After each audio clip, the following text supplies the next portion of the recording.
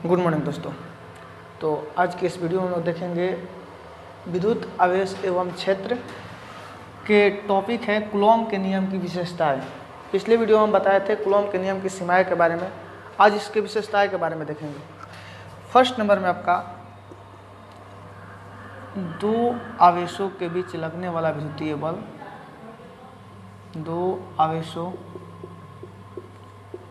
के बीच लगने वाला विद्युतीय बल आकर्षण एवं विकर्षण का बल होता है। आकर्षण एवं विकर्षण का बल होता है। ठीक है, दो आवेशों के बीच लगने वाला विद्युतीय बल आकर्षण एवं विकर्षण का बल होता है। सेकंड में कहता है कि जो दो आवेशों के बीच लगने वाला विद्युतीय बल होता है, दो आवेशों के बीच लगने वाला विद्युतीय बल क्रिया प्रतिक्रिया का युग्म होता है। क्रिया प्रतिक्रिया का युग्म होता है। दो आवेशों के बीच लगने वाला विद्युतीय बल आकर्षण एवं विकर्षण का बल होता है। दो आवेशों के बीच लगने वाला विद्युतीय बल क्रिया प्रतिक्रिया का युग्म होता है।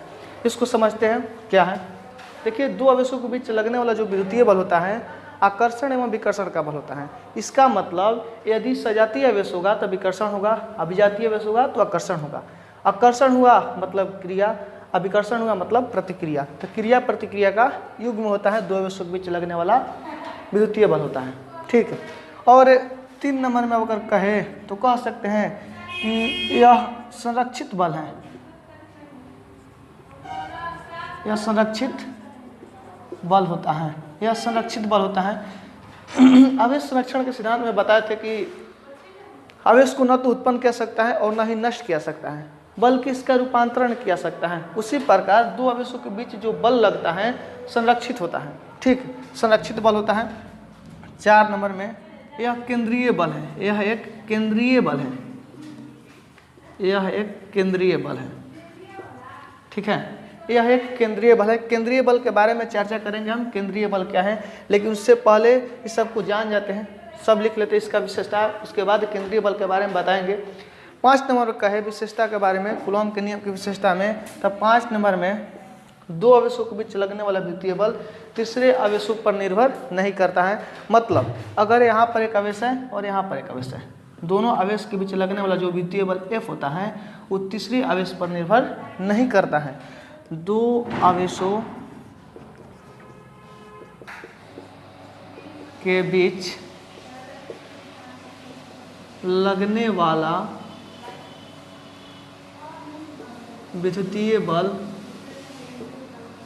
तीसरे आवेश पर निर्भर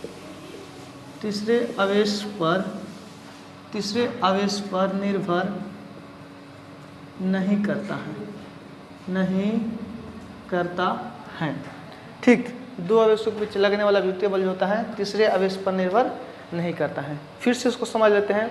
कूलॉम के नियम की विशेषताएं हमें देखना है आज। कूलॉम के नियम की सीमाओं के बारे में बता चुके थे कि कूलॉम के नियम की सीमाएं क्या होता है। कूलॉम के नियम दो आवेशों के बीच लागू होता है। दो आवेश के बीच जो कूलॉम का नियम है दो आवेशों के बीच लागू होगा, और वो जो आवेश होना चाहिए स्थिर होना चाहिए और बिंदु आवेश होना चाहिए। वो नाभिकीय दूरी 10 के पावर माइनस 15 मीटर में लागू होता है। यही सीमा में देखे थे कि मतलब कूलॉम के नियम जो है यहाँ तक लागू हो सकता है। लेकिन अब कूलॉम के नियम की विशेषता में देखेंगे कि दो आवेशों के बीच लगने वाला विद्युतीय बल जो होता है आकर्षण विकर्षण का बल होता है। दो आवेशों के बीच लगने वाला विद्युतीय बल क्रिया प्रतिक्रिया का युग्म होता है। यह संरक्षी बल होता है। यह एक केंद्रीय बल है। दो आवेशों के बीच लगने वाला विद्युतीय बल तीसरे आवेश पर निर्भर नहीं करता है। एक केंद्रीय बल का मतलब हुआ, केंद्रीय बल किसे कहते हैं, वह बल जो दूरी पर निर्भर करता है केंद्रीय बल कहलाता है। केंद्रीय बल वह बल जो दूरी पर निर्भर करता है केंद्रीय बल कहलाता है। और यहाँ पर देख रहे हैं कि दो आवेश के बीच लगने वाला विद्युतीय बल जो है दूरी पर निर्भर कर रहा है। देखिए, देखते हैं यहाँ पर एक Q1 है आवेश और यहाँ पे एक आवेश है Q2। इनके बीच की दूरी r है। तो हम क्या बताए थे, यदि इनके बीच की दूरी आधी कर दिया जाता है, यदि इनके बीच की दूरी आधी मतलब r जो है r/2 किया जाता है तो इनके बीच लगने वाला विद्युतीय बल जो F होता है 4 गुना हो जाता है, 4 गुना। मतलब जब दूरी आधी किया जा रहा है तो F2 बराबर हो जाएगा अभी इसके बीच लगने वाला बल F, यदि दूरी आधी कर दी जाए तो जब बल कितना लगेगा, पहले वाले बल से 4 गुना लगेगा, यानी दूरी आधी कर दिया जा रहा है तो जो बल है 4 गुनी हो जा रहा है, यानी दूरी पर निर्भर कर रहा है जो बल है।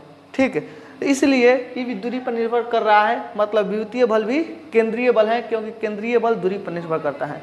केंद्रीय बल किसे कहेंगे, वह बल जो दूरी पर निर्भर करता है केंद्रीय बल कहलाता है। ये कूलॉम के नियम की विशेषता रहा आपका। इससे एग्जाम में 2 नंबर का क्वेश्चन पूछता है, इसको याद कर लीजिएगा। कूलॉम के नियम की विशेषताओं को लिखे, कूलॉम के नियम के निम्न 2 विशेषताओं को लिखे, ऐसा ही क्वेश्चन रहेगा एग्जाम में आपके, जिसमें आपको लिख देना है कोई 2 इसमें से। ठीक है, तो साफ कर देते हैं, हो सकता है स्क्रीनशॉट ले लीजिए आप लोग। चलिए,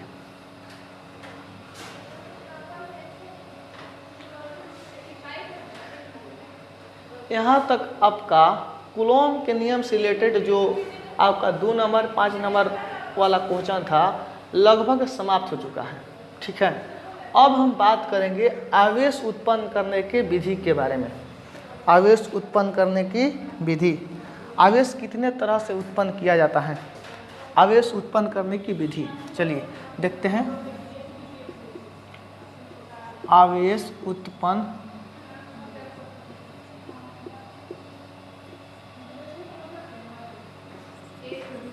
करने की विधि, आवेश उत्पन्न करने की विधि। ठीक है, आवेश उत्पन्न करने की निम्न 2 विधियां होती हैं। आवेश उत्पन्न करने की निम्न 2 विधियां होती हैं।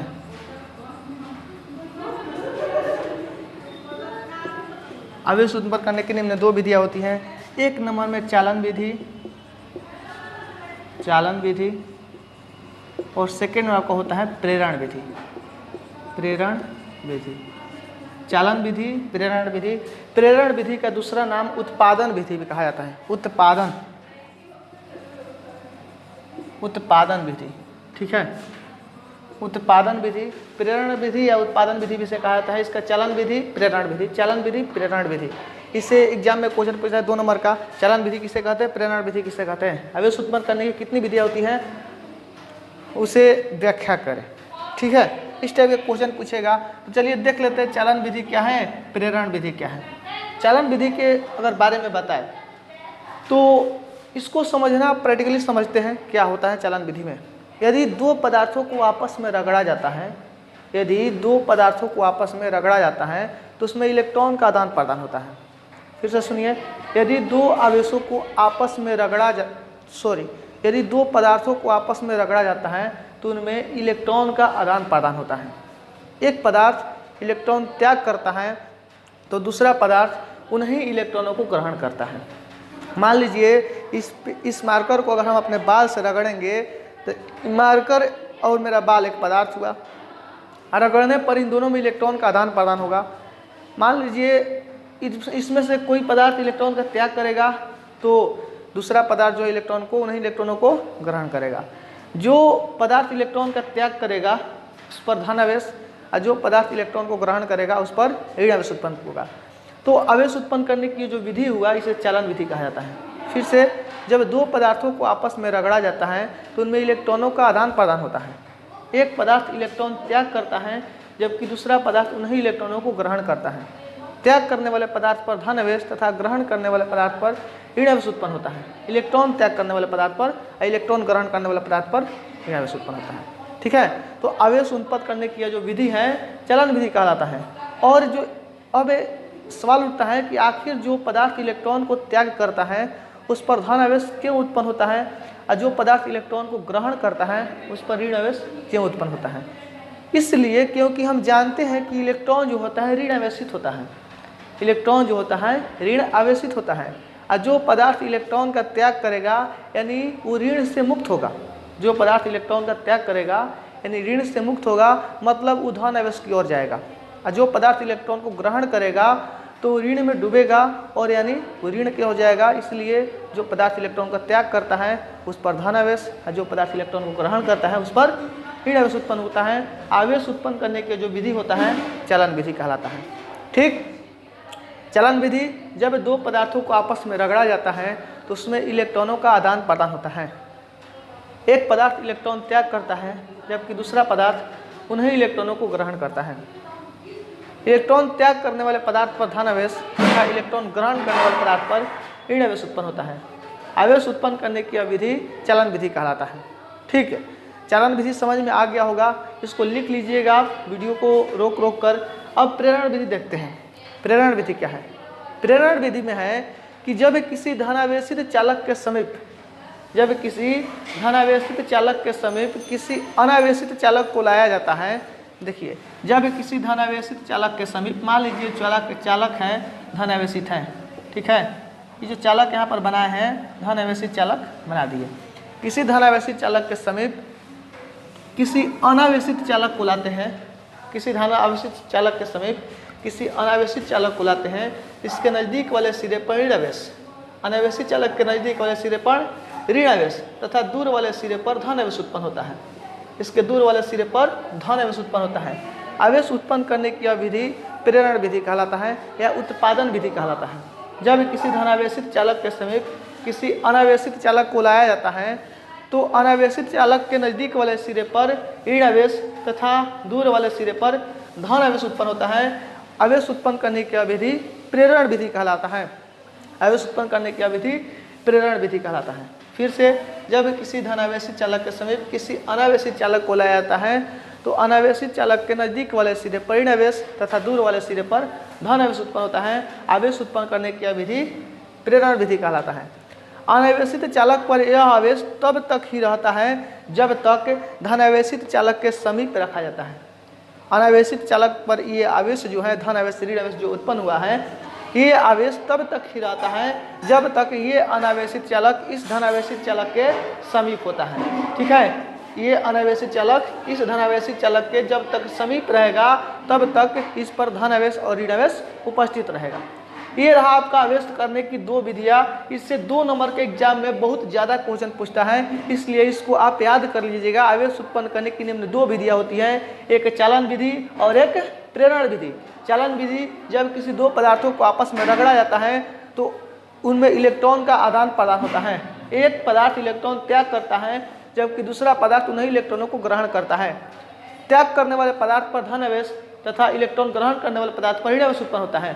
आवेश उत्पन्न करने की विधि चलन विधि कहलाता है। प्रेरण विधि जब किसी धनावेशित चालक के समीप किसी अनावेशित चालक को लाया जाता है तो अनावेशित चालक के नज़दीक वाले सिरे पर ऋण आवेश तथा उसके दूर वाले सिरे पर धन आवेश उत्पन्न होता है। आवेश उत्पन्न करने की विधि प्रेरण विधि कहलाती है। अनावेशित चालक पर आवेश तब तक ही रहता है जब तक उसे धनावेशित चालक के समीप रखा जाता है। ठीक, ये आपका आवेश उत्पन्न करने की जो विधि है 2 उसके बारे में है। इससे 2 नंबर के एग्जाम में क्वेश्चन जरूर पूछता है, इसलिए इसको आप कंप्लीट कर लीजिएगा। यहाँ तक का आवेश उत्पन्न करने की विधि खत्म हुआ। अब आवेश का वितरण कैसे किया जाता है। आवेश तो उत्पन्न हो गया, अब मान लीजिए आवेश को वितरण किया जाएगा, मतलब इससे बांटा जाएगा, तो कितने प्रकार से कैसे किसी चालक पदार्थ पर दिया जाएगा। ठीक, तो आवेश के वितरण 3 प्रकार से किया जाता है।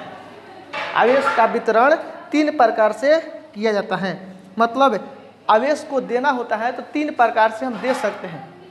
कौन कौन? आवेश का वितरण 3 प्रकार से किया जाता है। एक होता है आवेश का रैखिक घनत्व, आवेशों का रैखिक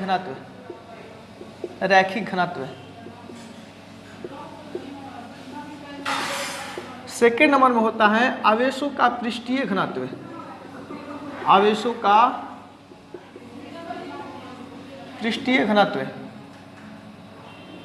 और 3 नंबर में होता है आवेशों का आयतन घनत्व, आवेशों का आयतन घनत्व, आयतन घनत्व।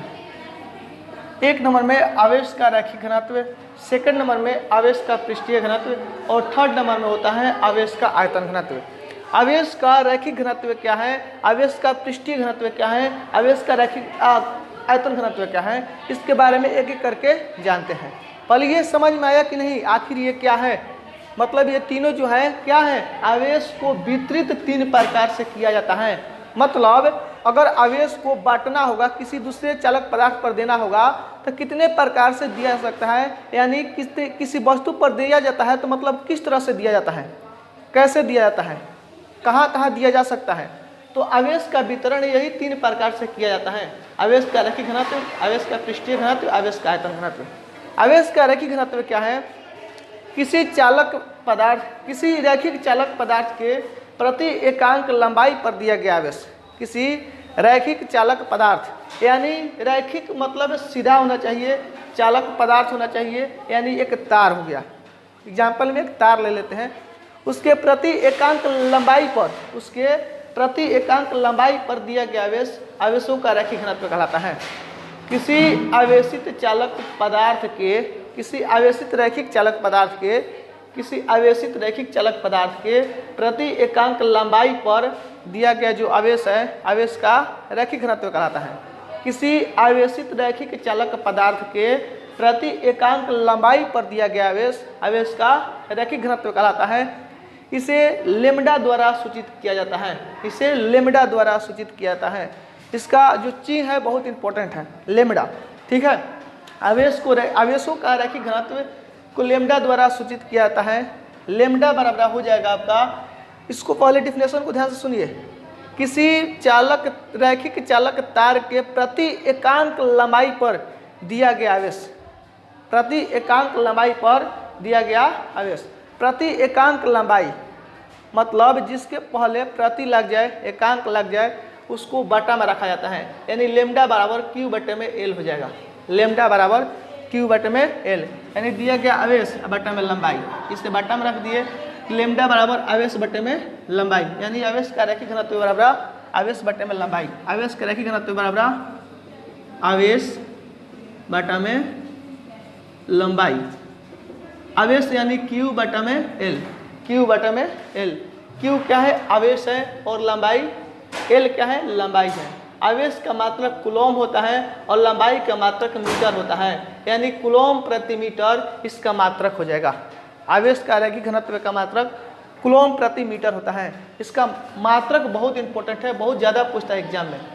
आवेश का रैखिक घनत्व का मात्रक, ये तीनों का मात्रक इंपॉर्टेंट है, और इसका चीज जो है लेम्डा द्वारा सूचित किया जाता है। इसे लेम्डा द्वारा सूचित किया जाता है, लेम्डा बराबर क्यू बटे में एल। इसका मात्रक हो जाएगा कूलॉम प्रति मीटर।